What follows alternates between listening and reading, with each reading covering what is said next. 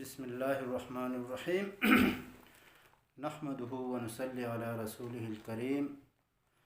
اما بعد فاعوذ باللہ من الشیطان الرجیم بسم اللہ الرحمن الرحیم وعن ابن مسعود رضی اللہ تعالی عنہ قال قال رسول اللہ صلی اللہ علیہ وسلم المرأة عورة فإذا خرجت استشرفها الشيطان صدق الله العظيم وصدق رسوله النبي الكريم میرے محترم دوستو، میں آج آپ حضرات کے سامنے قاضی جیم ٹی وی کے وساطت سے ان عورتوں کے بارے میں بات کرنے کی جسارت کر رہا ہوں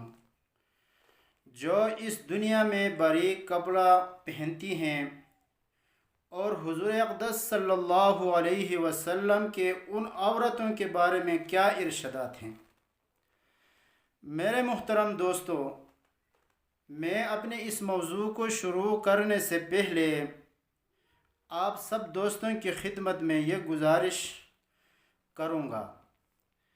کہ اگر آپ دوستوں نے ابھی تک قاضی جیم ٹی وی کو سبسکرائب نہیں کیا ہے تو آپ حضرات سے گزارش ہے کہ قاضی جیم ٹی وی کو سبسکرائب کریں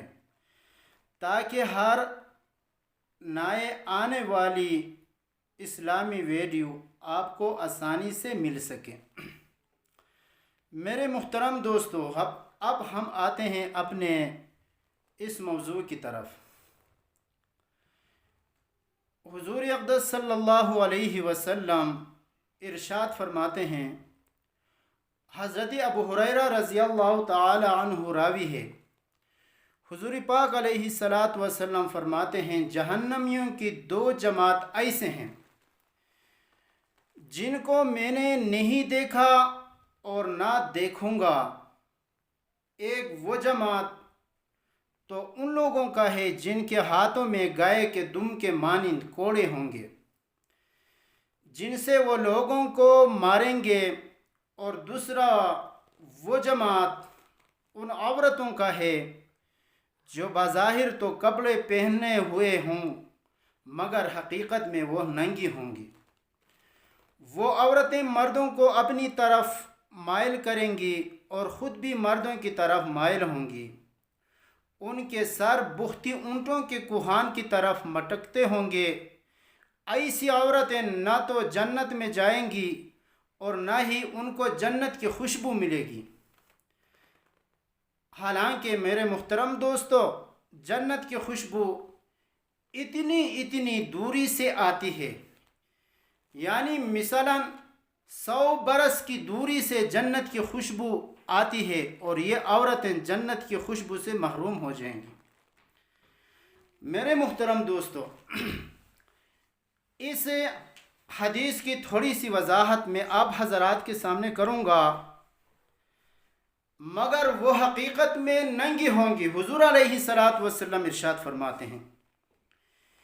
اس جملہ میں ان عورتوں کی طرف اشارہ ہے جو اتنے باریک اور شفاف کپڑے پہنتی ہیں کہ ان کا پورا بدن جھلکتا ہے، یا اسی طرح کے کپڑے پہنتی ہیں کہ جسم کا کچھ حصہ چھپا رہتا ہے اور کچھ حصہ کھلا رہتا ہے، جیسا کہ آج کل ساڑی وغیرہ کا رواج ہے،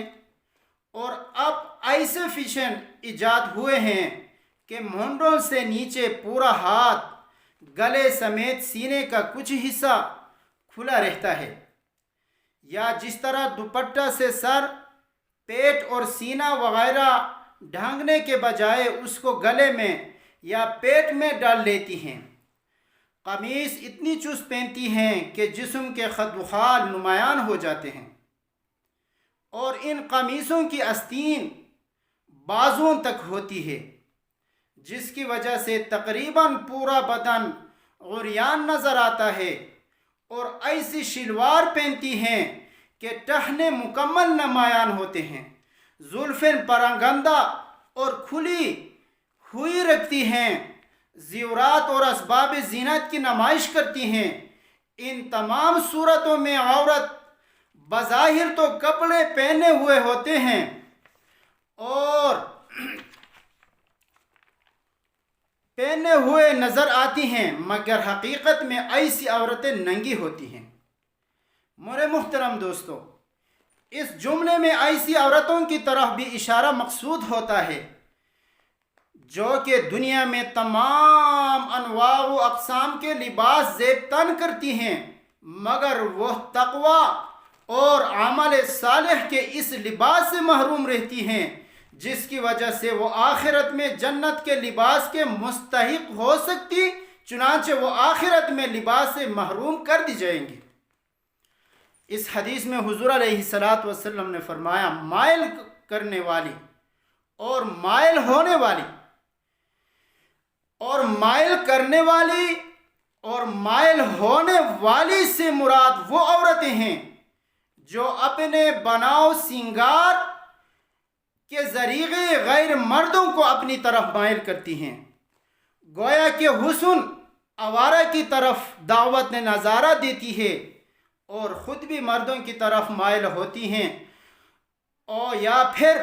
مائل کرنے والی سے مراد وہ عورتیں ہیں جو دوپٹہ سر سے اتار دیتی ہیں تاکہ مرد اس کو دیکھ سکیں اور اس کے چہرے کا نظارہ کرے اور اس کی طرف مائل ہو، اور مائل ہونے والی سے مراد وہ عورتیں ہیں جو مٹک مٹک کر چلتی ہیں تاکہ لوگوں کے دلوں کو خود پر فریفتہ کرے۔ ایسی عورتوں کے سر حضور علیہ الصلاۃ والسلام فرماتے ہیں بختی اونٹوں کے کوہان کی طرف مٹکتے ہوں گے۔ اس سے مراد وہ عورتیں ہیں جو سر کی چوٹیوں کو جوڑے کی شکل میں باندھ لیتی ہیں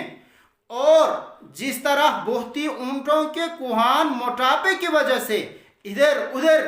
ہلتے ہیں، اسی طرح ان کے سر کے جوڑے بھی ادھر ادھر ہلتے رہتے ہیں۔ یہ حرکت بھی عورتیں محض خود نمائی بلکہ حسن نمائی کے لیے کرتی ہیں، جو بالکل ناپسندیدہ حرکت ہے۔ اس حدیث میں محترم دوستو، حضور علیہ الصلاۃ والسلام عورتوں کے جس خاص طبقے کی نشاندہی کی گئی ہے، اس کا وجود ان حضرت صلی اللہ علیہ وسلم کے مبارک زمانے میں نہیں تھا، اور آپ علیہ الصلاۃ والسلام نے معجزاتی شان کے ساتھ اس طبقے کے ظہور کی پیشن گوئی فرما دی ہے۔ میرے محترم دوستو، ایک دن حضور پاک علیہ الصلاۃ والسلام کی مجلس محفل میں بات چلی۔ حضور علیہ الصلاۃ والسلام نے صحابہ سے پوچھا، دنیا کی عورتوں میں بہترین عورت کون سی ہے؟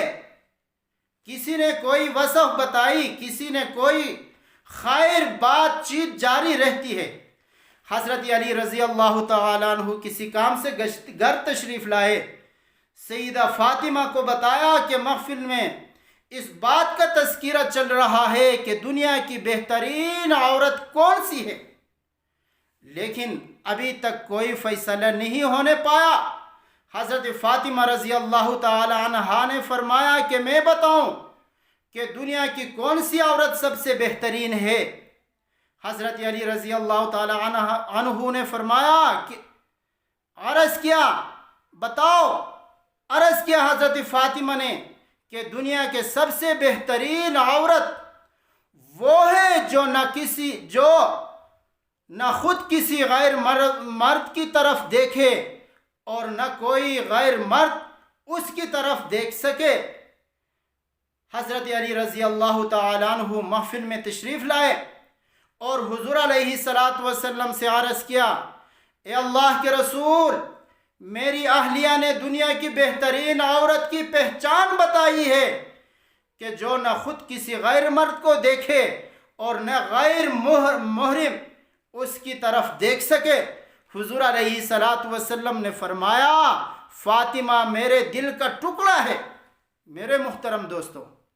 آج ہماری مائیں، ہماری بہنیں اگر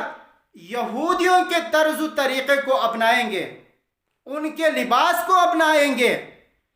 تو قیامت کے دن دنیا میں کوئی بھی شخص جس طبقے کی مشابہت اختیار کرے گا، حضور علیہ پاک علیہ صلوٰۃ وسلم کا ارشاد ہے من تشبہ بقوم فہو منہ، کہ کوئی بھی شخص کسی کی مشابہت اختیار کرے فہو منہ، وہ اسی میں سے ہوگا قیامت میں۔ میرے محترم دوستو، اگر آج ہماری مائیں، ہماری بہنیں اگر یہود و نصارہ کے نقش قدم پر چلیں گے، ان کے لباس کو اپنائیں گے، تو قیامت کے دن ان کے صف میں ان کو کھڑا ہونا پڑے گا۔ اور جو مائیں اور جو عورتیں پردے کا لحاظ کرتے ہوئے حضرت فاطمہ رضی اللہ تعالی عنہا کے لباس کو اپنائیں گے، یقیناً انشاءاللہ العزیز کل قیامت کے دن حضرت فاطمہ رضی اللہ تعالیٰ عنہا کے ساتھ ہوں گے اور فاطمہ رضی اللہ تعالیٰ عنہا کے ساتھ ہو کر جنت میں جائیں گے۔ آخر میں ایک گزارش کروں گا تمام ماؤں بہنوں سے کہ ہم پردے کا لحاظ کرتے ہوئے امہات المومنین کے نقش قدم پر چلنے کی توفیق اللہ تعالیٰ ہم سب ماؤں بہنوں کو توفیق عطا فرمائے۔ وآخر دعوانا الحمدللہ رب العالمین۔